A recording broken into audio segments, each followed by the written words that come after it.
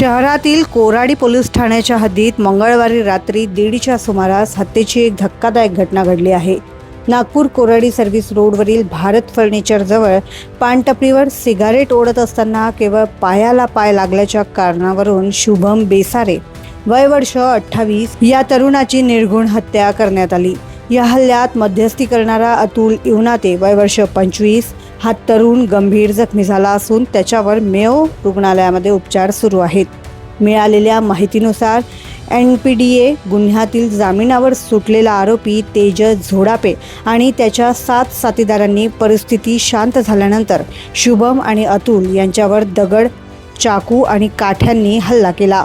पोलिसांनी या प्रकरणी एका अल्पवयीन मुलासह हर्षल नारे, व्यंकटेश बादल आणि मयंक मनपे यांना अटक केली असून उर्वरित 4 फरार आरोपींचा शोध सुरू आहे।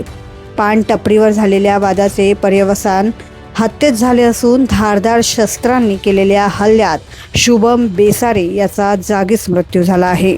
पोलिसांनी गुन्ह्याची नोंद केली असून 4 आरोपींना ताब्यात घेतले आहे, तर उर्वरित आरोपींचा शोध घेण्यासाठी पथके रवाना करण्यात आली आहे, अशी माहिती तपास अधिकारी यांच्याद्वारे देण्यात आली। रात्री 2 वाजता सुमारास माहिती मिळाली की भारत फर्निचर या ठिकाणी एका इसमाला मारहाण झाली आहे। त्यावरून त्या ठिकाणी तात्काळ गेलो असता त्या ठिकाणी एक इसम जखमी अवस्थेत पडलेला होता।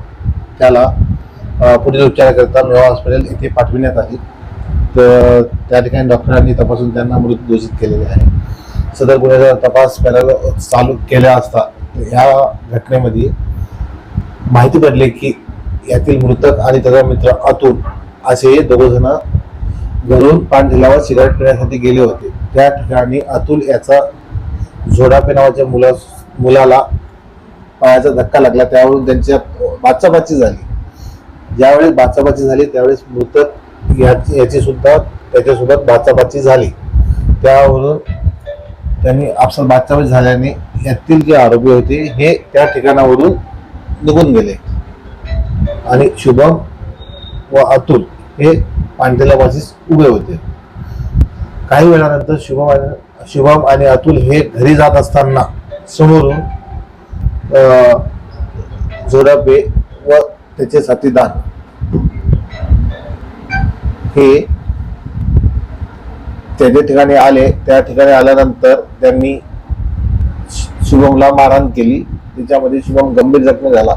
या घटनेमध्ये 4 संशयित आरोपी आपण ताब्यात घेतलेले आहेत। घटनास्थळाला माननीय जॉईंट CP सर, DCP साहेब, क्राईम DCP सर व इतर वरिष्ठ अधिकारी सुद्धा तात्काळ आलेले होते। त्यामध्ये एक विधी संघर्षग्रस्त बालक आहे, त्यांचा समावेश आहे। शुभम राजेंद्र बेसने, राहणार श्रीकृष्णराम झोपडपट्टी, याच्यामध्ये चाकू, लाठी याचा वापर करण्यात आलेला आहे। कायदा आणि सुव्यवस्थेचा प्रश्न पुन्हा एकदा नागपुरात ऐरणीवर आला आहे। गंभीर गुन्ह्यातून जामिनावर बाहेर आलेले गुन्हेगार शहरात खुलेआम फिरून किरकोळ वादातून हत्या करत आहे, तर दुसरीकडे गुन्हेगारीत अल्पवयीन मुलांचा सहभाग वाढताना दिसत आहे। अशा प्रवृत्तींवर पोलिसांनी वेळीच कठोर कायदेशीर बडगा उगारण्यात अत्यंत आवश्यक झाले आहे। क्षितिजा देशमुख, लोकमत.com, नागपूर।